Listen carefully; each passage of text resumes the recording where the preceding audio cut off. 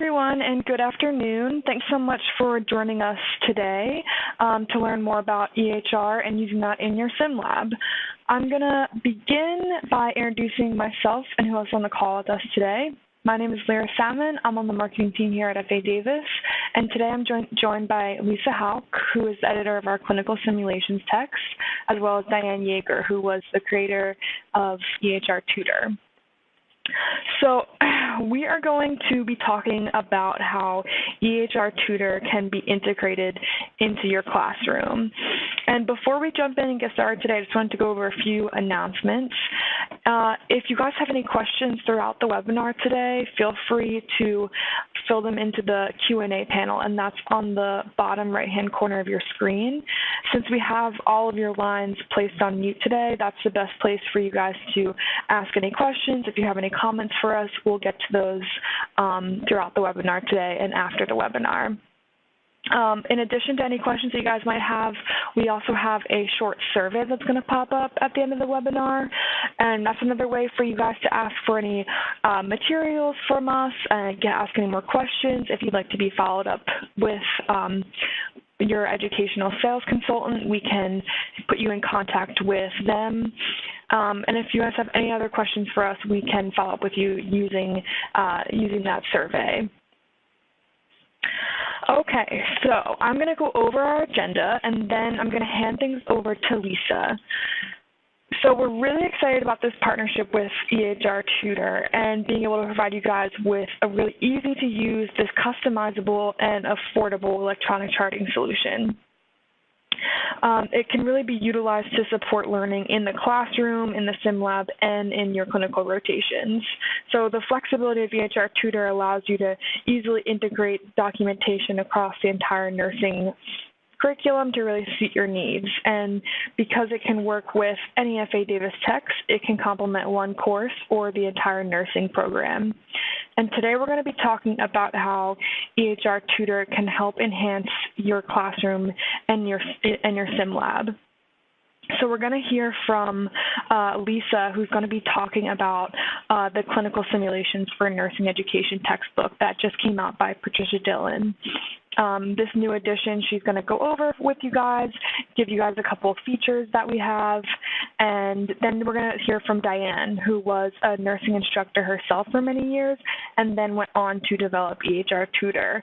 She's going to give you guys a little bit of a background on EHR Tutor, and then she's going to give you guys a brief walkthrough of the program. So without any further ado, I'm going to hand things over to Lisa so she can get us started. Lisa, I'm going to hand over the ball to you right now. Okay, thank you very much, Lyra, and welcome everybody. I am delighted to be here and to be talking about clinical simulations for nursing education. The new edition came out last November. It is completely updated. There are two components to this product. There is a participant volume, which addresses all of the pre-simulation preparation that a student should do in order to make sure that he or she is able to participate at the highest level in a simulation and gets the most out of it. And then there is a facilitator volume.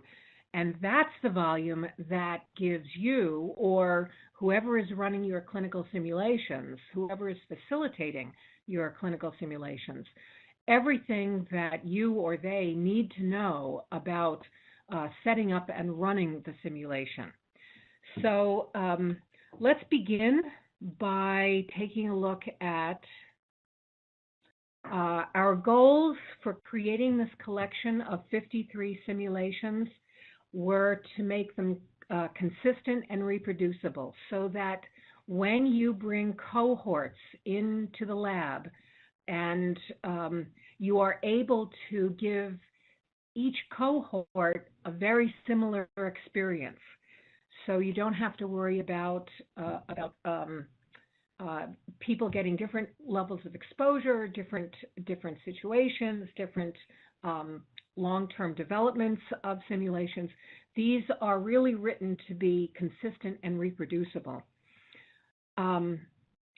The participant volume, the pre-simulation preparation, can be used as a passport to SimLab.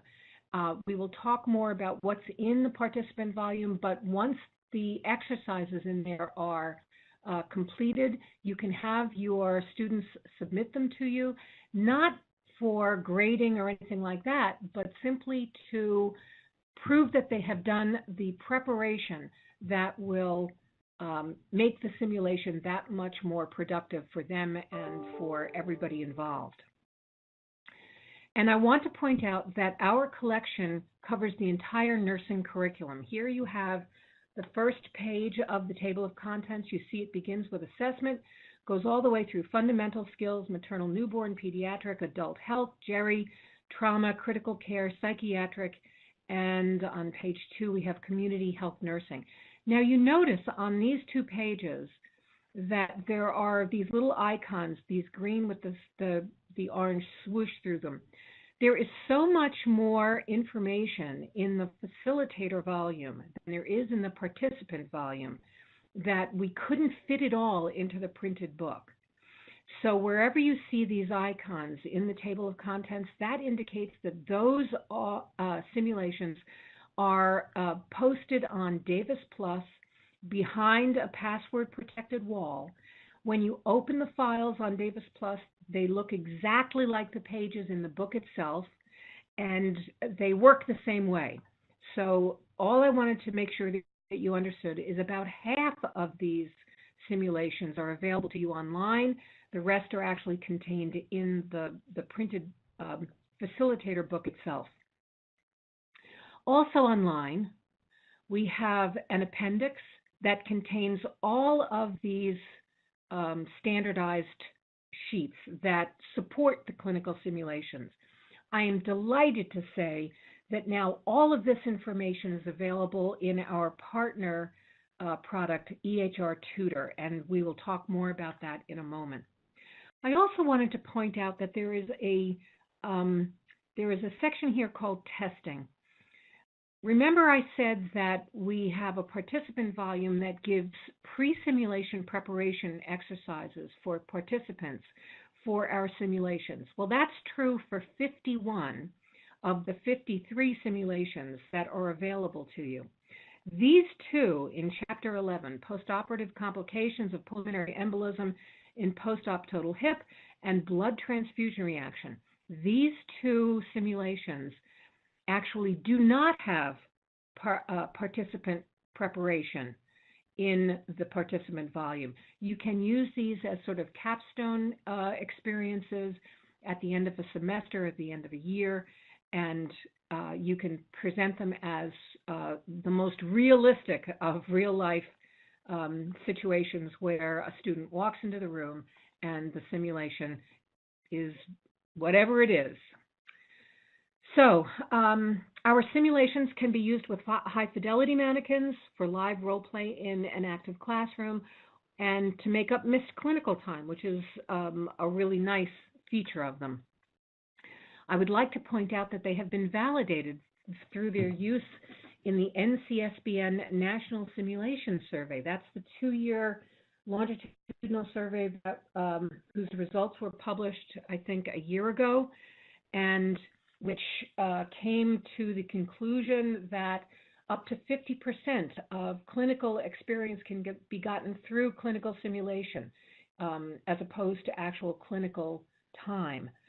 So our simulations were used as the basis for that survey, again, because they are consistent and reproducible.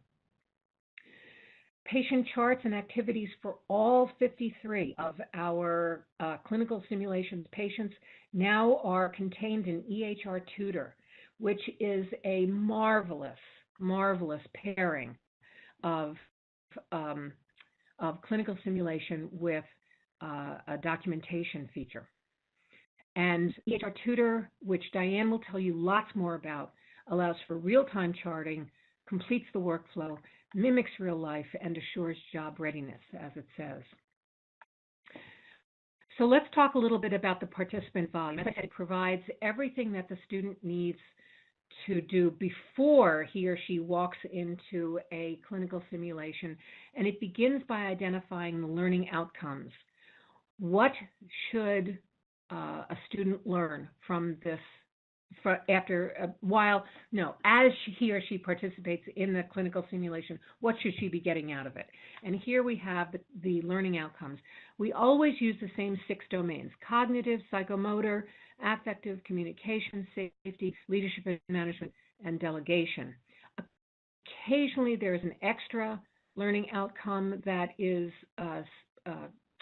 specific to the simulation itself, but those are not consistent throughout. I have seen spirituality, I have seen pharmacology. I can't think of another one, but there are only a few that have that extra domain. We also give the participant an overview of the problem, because our goal is to make sure they are prepared to participate in the simulation. So the overview of the problem covers all of the information that they should have, as you say, under their belts to be able to function well within the simulation. We also ask them questions, review questions about this background material, and we ask them the question, and we leave space for them to fill in an answer. Again, you can use this as a passport to clinical simulation. Not so much to grade it, did they get it right or wrong, but did they do the work? Are they prepared to participate? We also, in the facilitator volume, we give you those same questions, but we also give you the answers. Everything that we ask of the student, we put into the facilitator volume, but the difference is that we also give the facilitators the responses, the correct responses to the review questions and the preparation assignments. Moving on, we also provide evidence-based guidelines and topics to review prior to the simulation. This way, students can go and research those evidence-based practice guidelines, and they can, if they need to, do a little work in background areas that they might need in order to effectively participate in the simulation. Now, in the printed book, in both the participant and the facilitator version, we provide client background, admission sheet, hospital provider orders, and nursing report. We did this in the printed books before we had partnered with EHR Tutor. That material remains in the printed books. I'm delighted to say that all of this is now contained in the individual patient charts that are housed, that are part of EHR Tutor, and it makes the correspondence between the clinical simulation and EHR Tutor very high level and very productive. So you'll see the client background, admission sheet, hospital provider orders, and nursing report. Here it's printed in the book in both the participant and the facilitator volume, but now when the student logs on to EHR Tutor, if you have bought the bundle with clinical simulations and EHR Tutor together, they can simply log on, call up the patient chart, and all of this information will be there. Then we move to the student simulation prep assignments. There are 7 for each of the 51 teaching simulations. And they begin with identify the items and their purposes that are required for care of the patient in the simulation, identifying the members of the healthcare team who are going to be taking care of the patient, the relevant data, the initial focused assessment results, the diagnostic tests, the treatment, and the, whoops, I skipped. Well, there's a 7th one that is the nursing problem associated with that patient in that clinical simulation. These are the same 7 simulation prep assignments for all of the 51 clinical simulations. Again, you can use these as a passport to simulation so that so that when a student has filled these out and turned them in, you can be assured that they have done the work necessary to optimize their participation in the simulation. So again, the facilitator volume, you get all of the participant content plus the answers. We also provide you with, as I said, everything you need to know in order to set up and run the simulation. So in this case, that includes the level of the simulation, the roles you have to cast, and the roles can be either participating or supporting, the standard forms that are required by the simulation, and again, these standard forms are now part of the EHR tutor patient chart.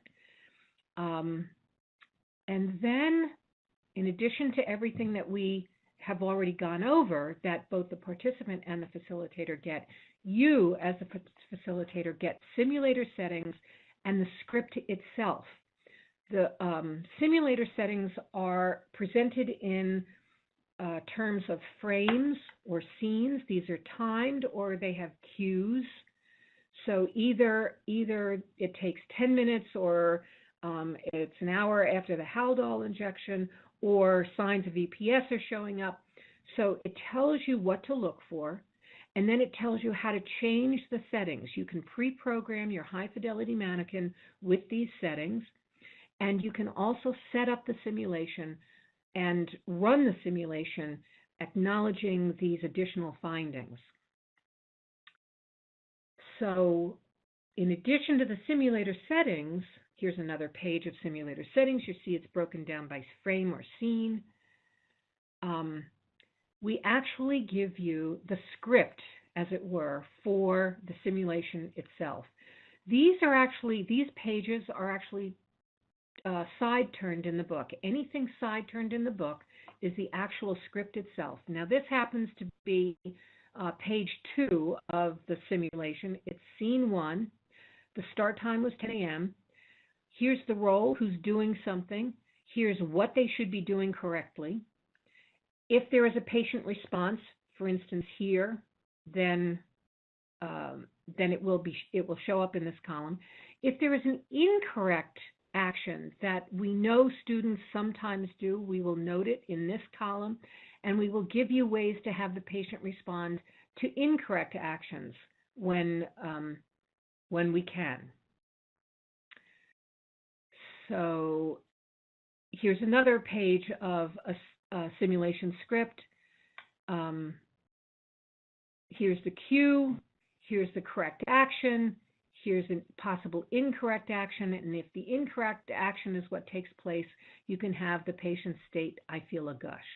So we do that all through the simulation. We have heard from many people that our simulations are the most, they follow through to the end. In other words, we don't take you to a certain point and then throw up our hands and say, well, you know, who knows what's going to happen next? Anything could be happening next, so you're just going to have to wing it from here. No, we say, look, after years and years of actually running clinical simulations, this is how we think the simulation is most likely to develop. Here are the most likely incorrect ways it might be happening. Here are the ways that you can reorient people and get them back on track using cues, or you can take advantage of our clinical simulation, our clinical pauses at the end of each scene or frame of the simulation. Here's a partial one right here, begins with question 8. There, at the end of each scene, we know that students get overwhelmed in clinical simulations, so we have built these clinical pause questions in for you to use if you want to. It allows you to let everybody calm down, catch their breath, sort of get their heads back in the game, and you can use this series of questions to sort of guide their assessment, their reorientation of themselves, their thinking, and get everybody to sort of calm down and refocus. So we do this after every scene, and they're very, very useful. You don't need to use them, but they're there if you want to. So here's another script, another piece of the script. And again, I want to point out that the collection covers the entire nursing curriculum. You can use them in a variety of ways. Let me point out, too, that you don't have to use them only for clinical, for a simulation lab, and you don't only have to use them for documentation. And with that, I am going to pass the presentation to Diane, who will elaborate more on what I mean by not having to restrict your use of EHR Tutor just to the sim lab and just to documentation. Diane, it's all yours. Hi, everybody. I'm Diane, and I was the creator of EHR Tutor along with our developers. And EHR Tutor actually was born from my experiences. Not only did I do nursing education for 15 years, I also trained electronic health records for 8. While I was doing training for electronic health records, I would talk to many instructors who were really finding that the mandate of electronic health records in the clinical setting had really kind of crimped their style for what they did as far as making sure their students were able to function after graduation and to be able to start to really hone in on those critical thinking skills that without a chart are very hard to develop because we can't find the information out about our patients. And so from this, that planted the seed for an academic electronic health record that would allow you to provide those experiences outside of the clinical area and yet give the feeling that you were in the clinical area. One nice thing about using an academic system such as EHR Tutor is the workflows for your skills. They are never complete until the charting has been done. And even those of us that are still charting on paper to fulfill that completion of that skill, that's not the way it's done anymore. And so the students are learning that whole manual memory that they develop as being something that they write on. When they have a computer that's put in front of them and they have to interact with their patient, they aren't as well prepared to be able to do that, and the computer starts to take over the skill when they're in the clinical setting. So what better way to get them used to that than starting that from day one when it's something as easy as giving a bath and charting that. If they grow up with it, it's like breathing for them, and it doesn't become quite the transition problem that currently hospitals are saying they're having with new graduates. The other thing it does, it provides the ability that on the fly you can take your students to the clinical anytime in your classroom. We all tell stories, and what a better way to introduce the patient than the exact same way they find out about their patients at the hospital by opening up a chart that we can pre-make with the information that we usually talk about when we tell that story. And instead of just telling it on a PowerPoint, which a nurse would never use to get information on her patient, we open up a chart. So it's just like dropping them right into a nurse's station with you. So it's very realistic feeling, and again, on the fly. It's easy, and our system is easy to use, and we have a great training program to get the instructors up feeling comfortable with what takes place.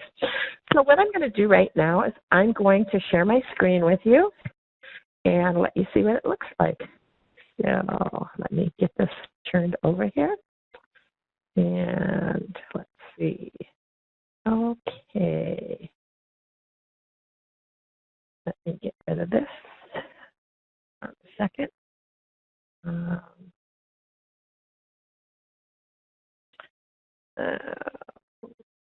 See, trying to figure out why this is showing up for me. Hold on just 1 second. I want to get rid of this.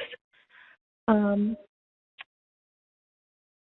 right. I'm not sure whether anybody's seeing that screen or not that's up there. So, Lyra, if you're having a problem with sharing this, let me know because I can only see what's on my screen. Okay.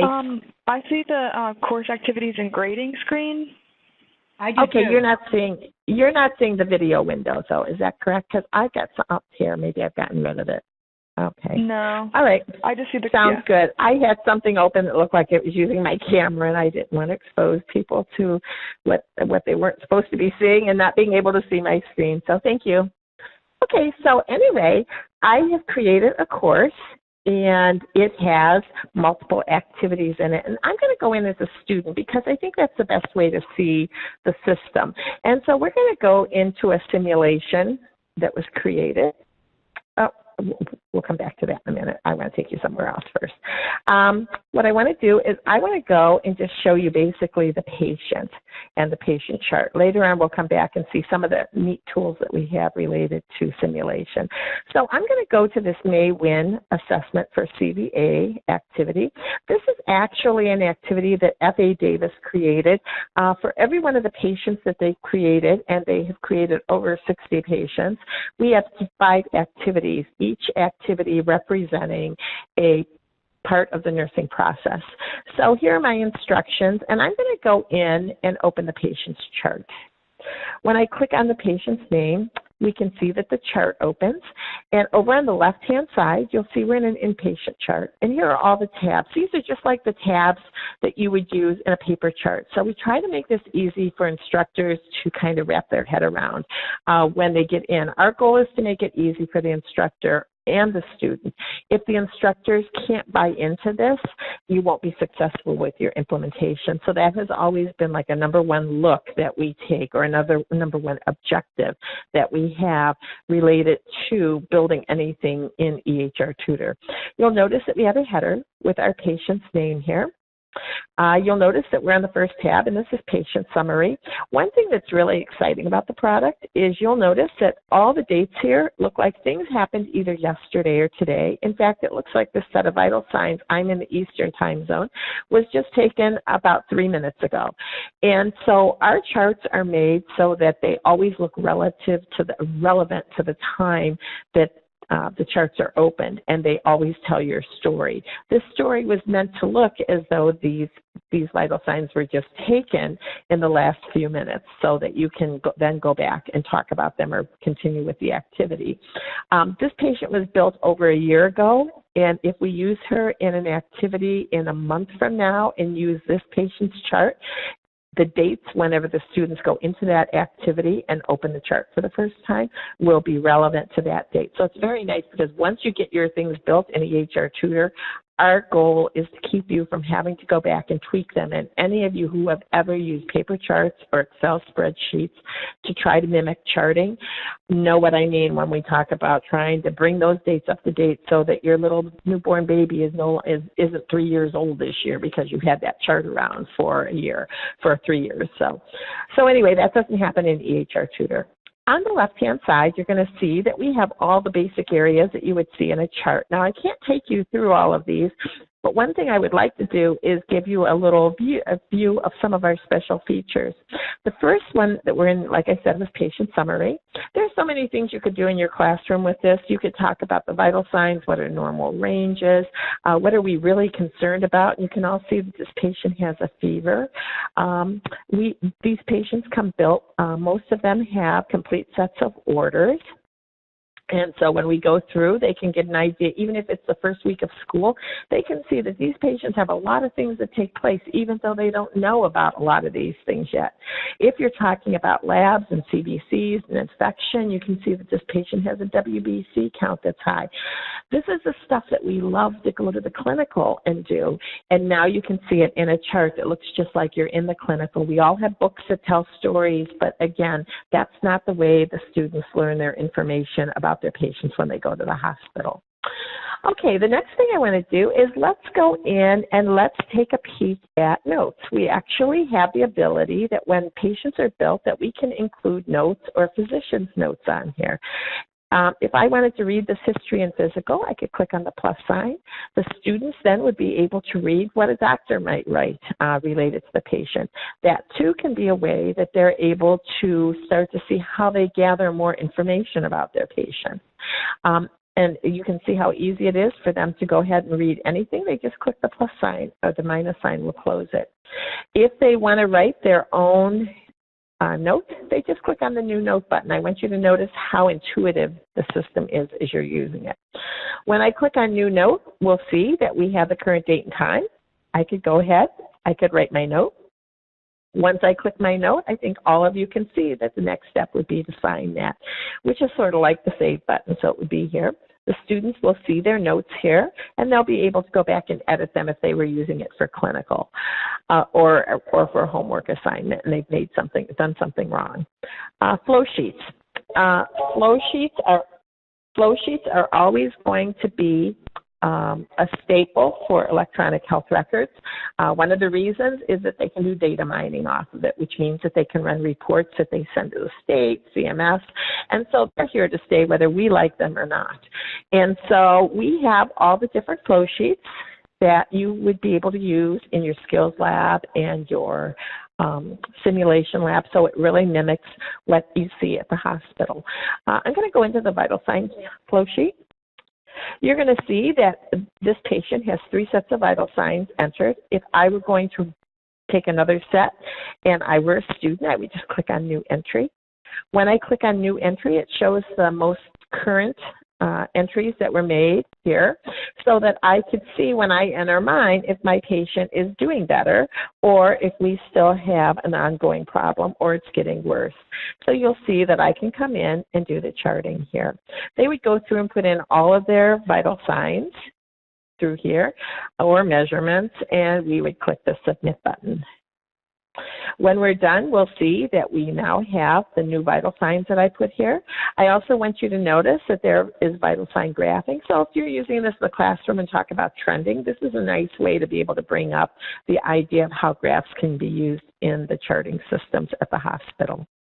The next thing is the assessment. I like to show this when we're showing the system because we do have a head-to-toe assessment that covers all the areas. You're going to see that we have all the different systems, Glasgow-Coma scale, Brazen scale, Fall scale.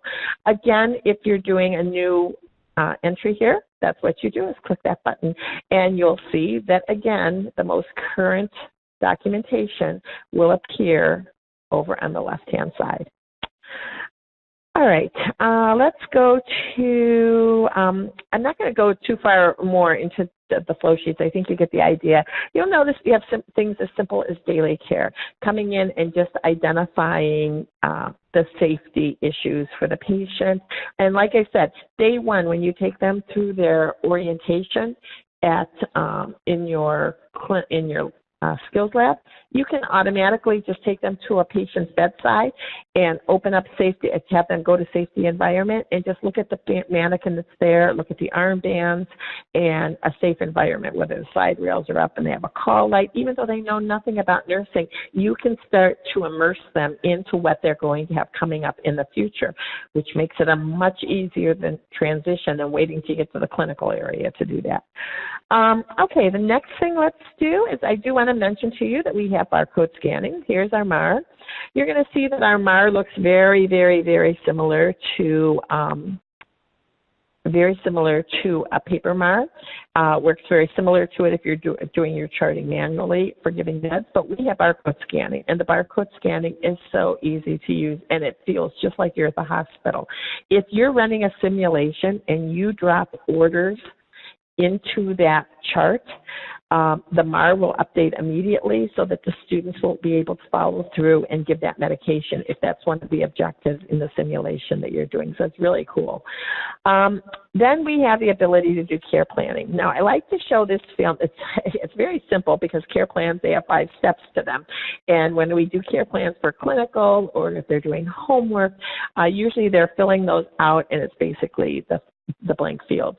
You can see this patient already has the beginning of a care plan, and the students can go in and make any additions that they need to that care plan or update that care plan at any time.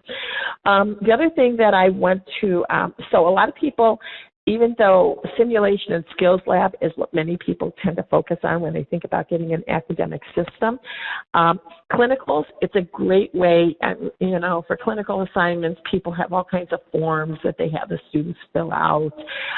You have the ability now that instead of just using paper forms and behaving like a student, they can chart their clinical assignments in the chart and behave more like a nurse on the floor. And so we've given you the space to be able to do that and enter your interventions and enter all of your care plan information. And we've even given them an extra field here so that if you collect things like, let's say journaling, if you collect pathophysiology, they have a place to put those things that don't really fit into a chart. You'll see this patient actually has 2 nursing problems related to her. Now, the nice thing is grading. When you go to do your grading, if I go back out of my student view and I go into instructor view, I'm going to see that I can come over to my course list, and I only have one course that I'm teaching. I can go to that course. And I want you to remember how easy this is when you're looking at this, that it's pretty intuitive. Here are my activities that I created for this course, and I can see that one person has started this activity and opened the chart. Nobody else has started any of my other activities. If I wanted to go grade this because they were done, I would click, and so as the students do it, the number will increase as they're opening the charts for the first time.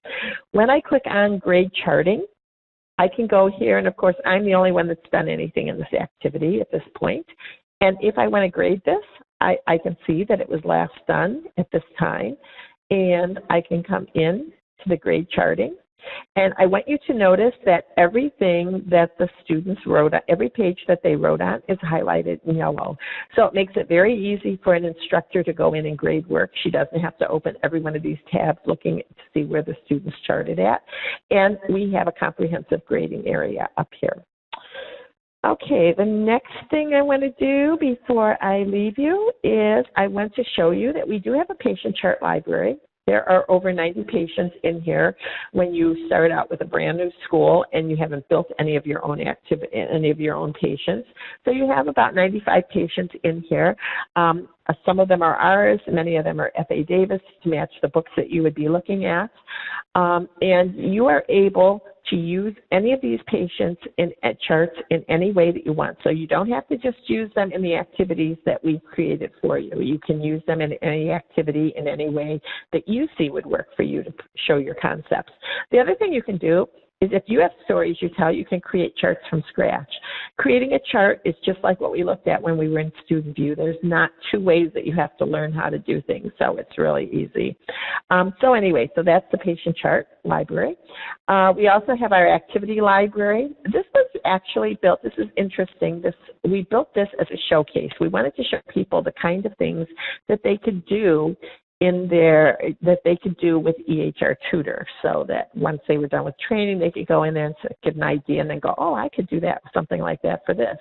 Well, F.A. Davis, when they found us and we did a lot of talking, they decided this would be a great place to enhance the patients they built and make it a little easier on instructors to be able to utilize their books and keep it so that it was like going on a virtual trip to the hospital when the students were doing their activities. And so the library has grown to over 300 activities related to that. Some of them are from the simulation book, which we were talking about today. The simulation patients, in order for the activities to work real well, you want to run through the simulation, even if it's just telling the story and then having the students come back in and being able to look at that. All right, I think that I've just about shown you everything, so I think I'm going to turn this back over to Lara. Great, thanks, Diane. As we kind of wind down, I'm going to wait to see if anybody has any more questions to see if any of those pop up. In the meantime, we did get one question while we were in the presentation about if this can be used on mobile devices or on iPads. And you are able to use it on iPads, but Diane, I remember you mentioning, there's like a worry about taking those iPads into clinicals. Is that right? Yeah. You can use anything that has a browser, you can use EHR Tutor on. I have a lot of people who ask about doing their clinical work on it, and instead of charting on the hospital's EHR, if they have the opportunity to do that, because as many of you know, that a lot of hospitals don't give our students that opportunity. But if you take it to the hospital, sometimes the hospital doesn't want you bringing out your own devices, phones or iPads, because they're afraid. We have cameras on there. They can't control what the students are doing. They don't know what they've clicked on, whether they've accidentally taken a picture of a patient or a chart that they want to go back and look at a piece of a chart at another time. And so a lot of times they won't let you do it on the floor. I know, talking to instructors, they will say that when they go to the hospital, the students are allowed to bring devices and things like that, but they have to keep them maybe in the lounge or whatever they use for their conference room. So, that's just a matter of finding out what the rules are at the facilities that you're at. So, thanks, Diane. Feel free to use that Q&A panel right at the bottom right-hand corner of your screen. I'm seeing some other questions come in right now.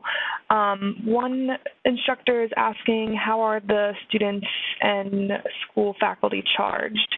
And that's something that we can help you out with and get you in contact with your educational sales consultant. They'll work with Diane and her team and talk about bundling and pricing options.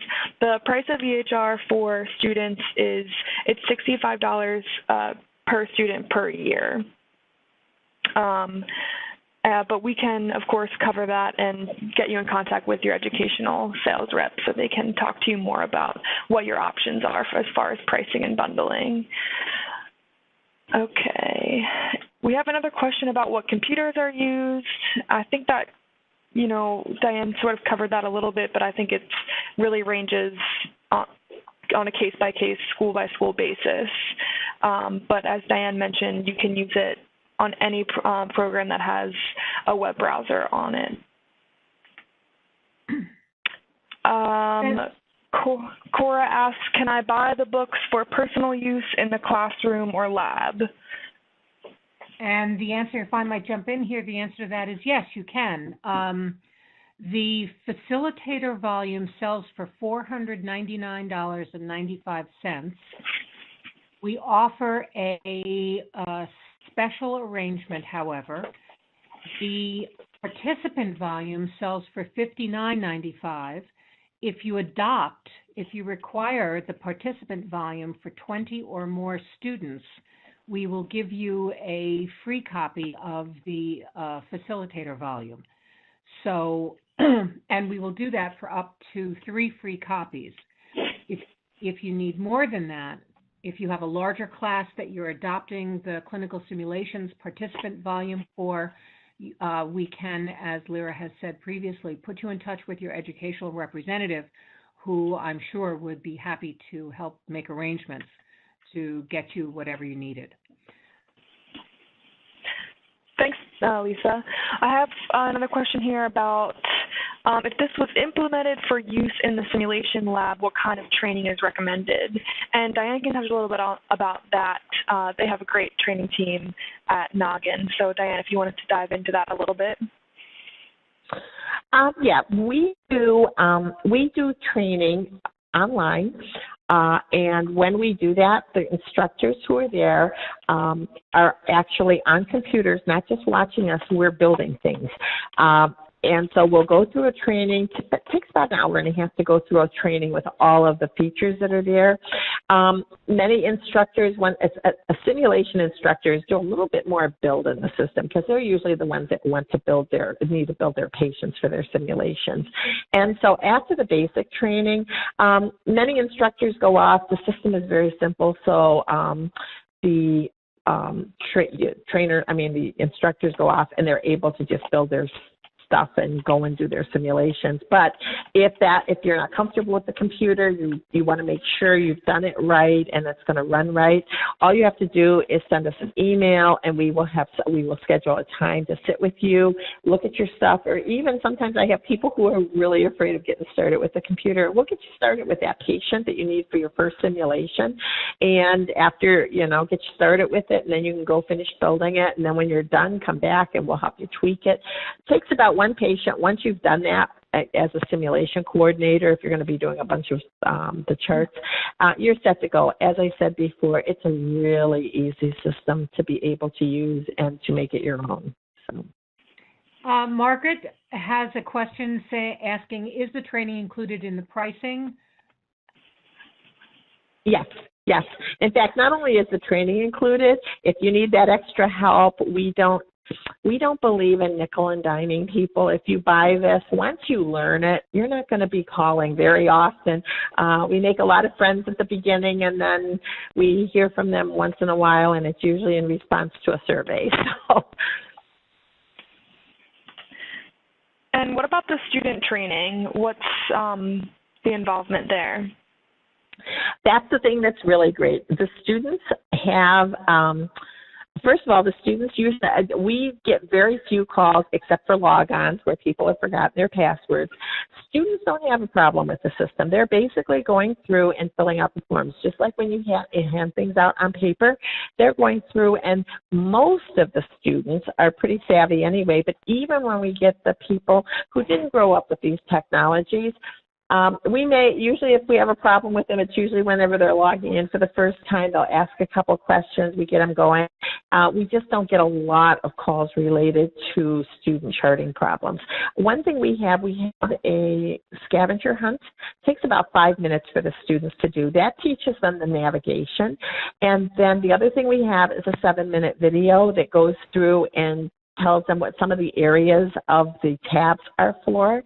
And after that, it's, sometimes instructors feel like, oh, I don't know if that's going to do it. And they're always really surprised at how well with the those tools the students take to it. So, and it's not something that you have to spend weeks and hours with trying to get them going.